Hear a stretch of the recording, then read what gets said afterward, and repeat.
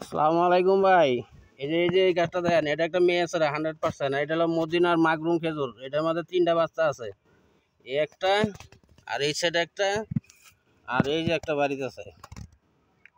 এই না 2টা, ওই সাইডে একটা, মানে 3টা। এই চারাটা যদি দেখেন, গোড়া দেখেন,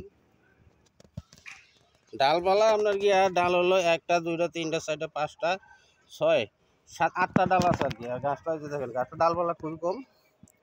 এই গাছটা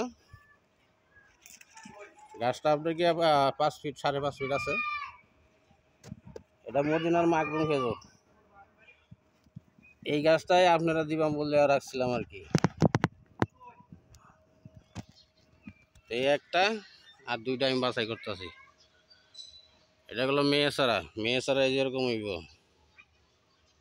কাটা দেখছেন অনেক লম্বা, অনেকটা গ্যাপ, ফাঁক, ডাল কম। এটা হলো মেয়ে ছাড়া। রাইখা দিই, ওকে। পরবর্তী ভিডিও করতেছি।